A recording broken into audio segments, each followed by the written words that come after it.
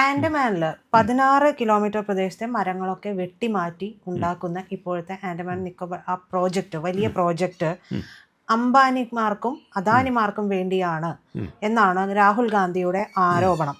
അപ്പോൾ ഈ ആരോപണത്തിന് ശരിക്കും വസ്തുതയില്ലേ? കാരണം അവിടുത്തെ ആദിവാസികൾ നശിക്കില്ലേ എന്നുള്ള ചോദ്യം അവിടെ പ്രസക്തമാണ്.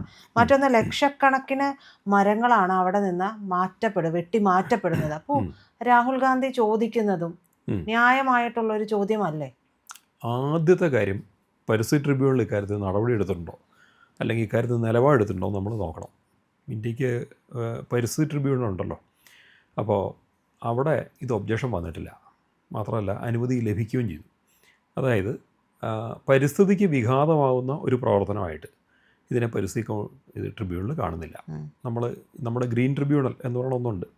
അതാണ് ആദ്യം തന്നെ നമ്മൾ നോക്കേണ്ടത്. ഹരിത ട്രിബ്യൂണൽ ഇക്കാര്യത്തിൽ എന്ത് നടപടി എടുത്തിരിക്കുന്നു. ഇതൊരു വലിയ പാരിസ്ഥിതിക പ്രശ്നമാകുകയാണെങ്കിൽ ഉറപ്പായിട്ട് അവിടെ ബ്ലോക്ക് ചെയ്യപ്പെടുമായിരുന്നു. മറ്റൊന്ന്, ആൻഡമാൻ മേഖല എന്ന് പറയുന്നത് ഇന്ത്യയുടെ ഏറ്റവും തന്ത്രപ്രധാന മേഖലയാണ് ആൻഡമാൻ എന്ന് പറയുന്നത്.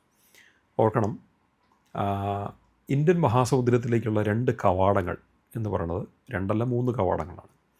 ഒന്ന് നമ്മുടെ ഹോർമൂസാണ്. 2 ചെങ്കടലിൽ നിന്ന് വരുന്ന ബാബൽ മന്ദാബ് എന്ന് പറയുന്ന ഒന്ന്. മൂന്നാമത്തത്, അത് രണ്ടും പടിഞ്ഞാറ് വശത്താണെങ്കിൽ ഈ കിഴക്ക് വശത്ത് മലാക്ക കടലിടുക്കുണ്ട്. ഈ മലാക്ക കടലിടുക്കുന്ന കൂടെ കിഴക്കുന്ന് വരുന്ന കപ്പൽ നേരെ വരുന്നത് ആൻഡമാൻ മേഖലയിലേക്കാണ്. അപ്പോൾ അവിടെ ഇന്ത്യയുടെ കിഴക്കോട്ടുള്ള വാതായനത്തിൻ്റെ പടിവാതിലാണ് ഈ ആൻഡമാൻ എന്ന് പറയുന്നത്.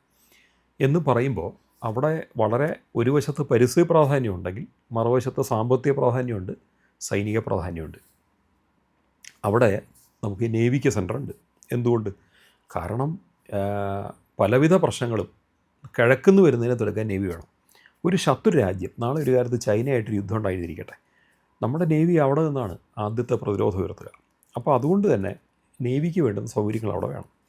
സാമ്പത്തിക പ്രാധാന്യം എന്ന് പറഞ്ഞാൽ നമ്മുടെ ഇന്ത്യൻ മഹാസമുദ്രത്തിൽ കൂടെയാണ് ഒരുപക്ഷെ ഈ ലോകത്തിൻ്റെ കിഴക്കോട്ടും പടിഞ്ഞാട്ടുള്ള നല്ലൊരു ശതമാനം ഷിപ്പിംഗ് നടന്നുകൊണ്ടിരിക്കുന്നത്. മറ്റൊന്ന് അറ്റ്ലാന്റിക് സമുദ്രമാണ്. അപ്പോൾ ഏതാണ്ട് പകുതിയോ അതിൽ കൂടുതലോ അനേകം രാജ്യങ്ങളിലേക്ക്, ഓർക്കണം, ഒട്ടുമിക്ക ആഫ്രിക്കൻ രാജ്യങ്ങൾ, അതുപോലെ തന്നെ ഗൾഫ് രാജ്യങ്ങൾ, ഇറാൻ, പാകിസ്ഥാൻ, ഇന്ത്യ, ശ്രീലങ്ക, മാലിദ്വീപ്, ബംഗ്ലാദേശ്, മ്യാൻമാർ, അതുപോലെ വിയറ്റ്നാം പോലെ രാജ്യങ്ങൾ തൊട്ട് അങ്ങ് ഓസ്ട്രേലിയ, ന്യൂസിലാൻഡ്, ചൈന, ജപ്പാൻ തുടങ്ങി ഈ രാജ്യങ്ങൾ, ഇത് പലതും ജപ്പാനും കൊറിയ എന്നൊക്കെ പറഞ്ഞാൽ അങ്ങേറ്റം വികസിതമാണ്, ധാരാളം ഇൻഡസ്ട്രീസ് ഉള്ളതാണ്.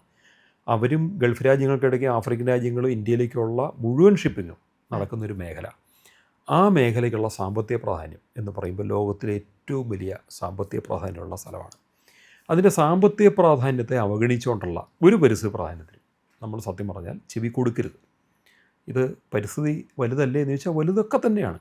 പക്ഷേ ഒന്ന്, പരിസ്ഥിതി ഇവിടെ നശിപ്പിക്കപ്പെടാതെയാണ് ചെയ്യുന്നതെങ്കിൽ 100% നമ്മളതിനെ സപ്പോർട്ട് ചെയ്തേ പറ്റുള്ളൂ. അപ്പോൾ ഗ്രീൻ ട്രിബ്യൂണലിൻ്റെ ഒരു നിലപാട് അവിടെ പരിസ്ഥിതി വിനാശമില്ല എന്നാണെങ്കിൽ നമ്മളത് മുഖവിലേക്ക് എടുക്കേണ്ട കാര്യമുള്ളൂ. 2, അവിടെയുള്ള ഇന്ത്യയുടെ സാമ്പത്തിക താല്പര്യങ്ങൾ അത്ര മികച്ചതാണ്, അത്ര വലുതാണ്. നമ്മളവിടെ ഉദ്ദേശിക്കുന്നത് 70,000 കോടി രൂപ മുടക്കിൽ ഒരു ട്രാൻസ്ഷിപ്മെൻ്റ് ടെർമിനൽ ഉണ്ടാക്കാനാണ്. അത് ഓർക്കണം, ഇന്ത്യക്ക് അതുപോലത്തെ ടെർമിനൽസ് ഇല്ല.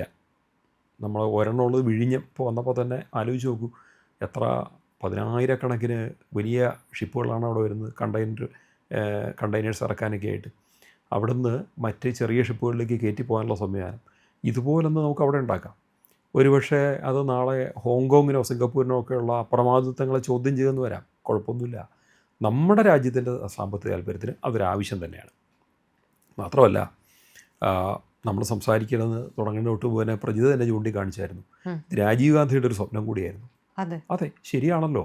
അപ്പം രാജീവ് ഗാന്ധിയുടെ മകനായിട്ടുള്ള രാഹുൽ ഗാന്ധി അത് മറന്നുകൊണ്ട് ഇത് സംസാരിക്കുമ്പോൾ അതിൻ്റെ അർത്ഥം ഇത്രയേ ഉള്ളൂ, അദ്ദേഹം രാഷ്ട്രീയത്തിന് വേണ്ടി മാത്രമാണ് സംസാരിക്കുന്നത്.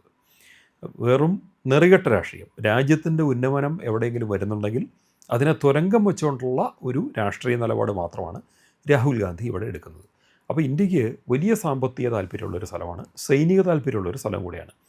അത് രണ്ടും നമ്മൾ കണക്കിലെടുക്കണം. ഇന്ത്യൻ നേവിക്ക് കുറച്ചുകൂടെ മികച്ചൊരു സെൻറ്റർ അവിടെ ഉണ്ടാവുക, നമ്മുടെ വിമാനവാഹിനി കപ്പൽ ഉൾപ്പെടെയുള്ള ഷിപ്പുകൾ അവിടെ ഉണ്ടാവുക, വാർഷിപ്പുകൾ ഉണ്ടാവുക, ഡിസ്ട്രോയേഴ്സ് വേണമെങ്കിൽ അതുണ്ടാവുക, സംരക്ഷണം കൊടുക്കാനുള്ളത്. കാരണം മലാക്ക കടലിലേക്ക് കടൽക്കൊള്ളക്കാരുടെ മേഖലയും കൂടിയാണ്. ഇപ്പോൾ നമുക്കറിയാലോ, സൊമാലിയൻ പൈറേറ്റ്സ് അറബിക്കടലിൻ്റെ മേഖലയിൽ പല ഷിപ്പുകളും കൊള്ളയടിക്കുന്നുണ്ടായിരുന്നു. ഇന്ത്യൻ നേവി നേരിട്ട് അവിടെ ചെന്ന് സൊമാലിയൻ കൊള്ളക്കാരെ പിടിച്ചിട്ടുണ്ട്, കീഴടക്കിയിട്ടുണ്ട്. ഇങ്ങനെ പല സന്ദർഭം ഉണ്ടായിട്ടുണ്ട്. അമേരിക്കയുടെ ഉൾപ്പെടെയുള്ള നേവി അവിടെ ഇറങ്ങിയിട്ടുണ്ട്. ഇതുപോലെ പ്രശ്നമുള്ള വേറൊരു സ്ഥലമാണ് മലാക്ക കടലിടുക്ക്. അവിടെയും കടൽക്കൊള്ളക്കാരുടെ സാന്നിധ്യങ്ങൾ പലപ്പോഴും റിപ്പോർട്ട് വരുന്നുണ്ട്.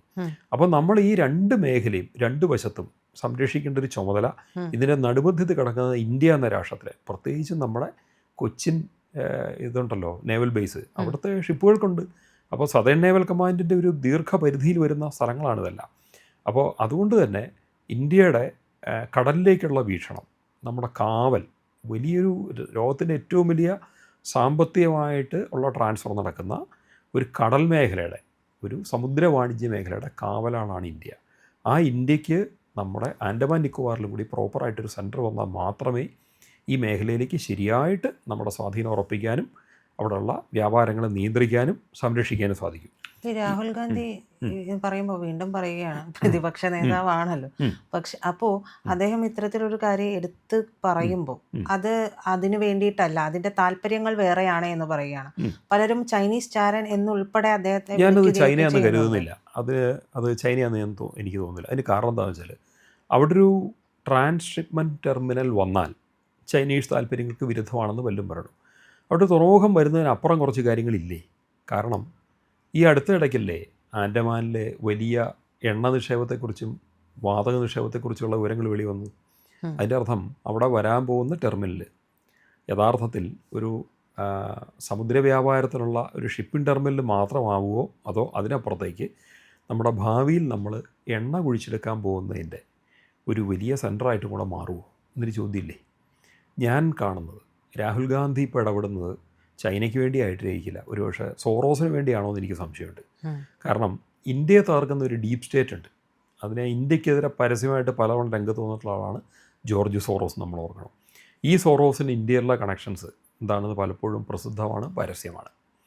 അപ്പോൾ അങ്ങനെയെങ്കിൽ ഇപ്പോൾ ഉണ്ടാകുന്ന ഈ എതിർ ശബ്ദങ്ങൾ ആർക്ക് വേണ്ടി? അത് ചൈനയ്ക്ക് വേണ്ടിയോ അതോ സോറോസിന് വേണ്ടിയോ?